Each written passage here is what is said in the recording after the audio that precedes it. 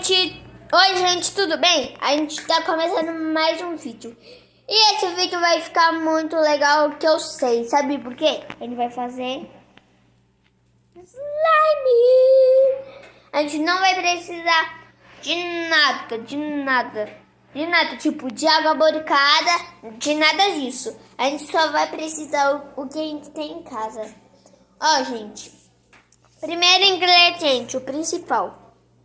A cola, né? Deixa eu colocar aqui. Ai, deixa eu ver se tá pra... Ai, aqui o potinho.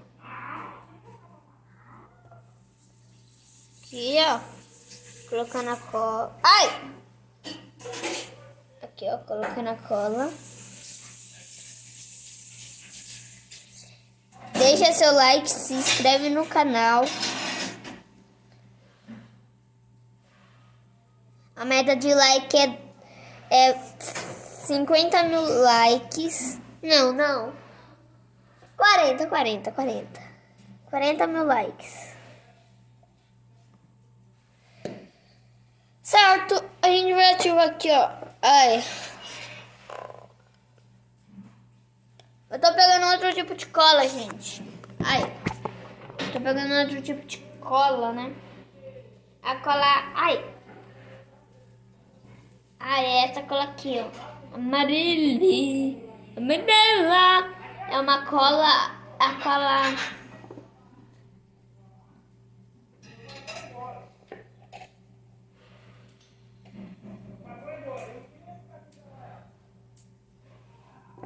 Aí a gente pega o fermento e a água.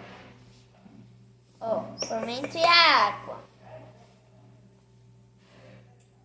Aqui tá o fermento e a água.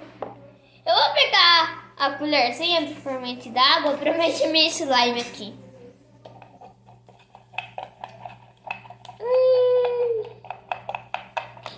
Ai, que olho, vai ficar bonito.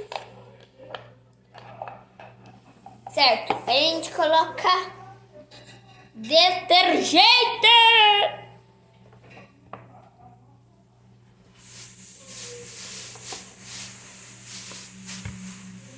Coloquei. Eu falo pra colocarem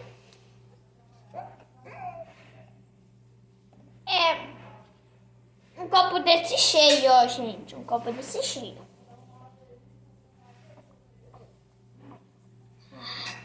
Tem água. Vai mexendo.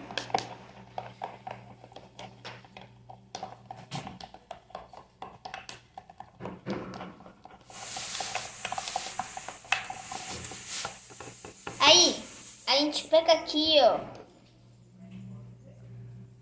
o fermento com a água e vai colocando aos poucos, misturando. Não sejam apressados e vão colocando aos pouquinhos. Eu falo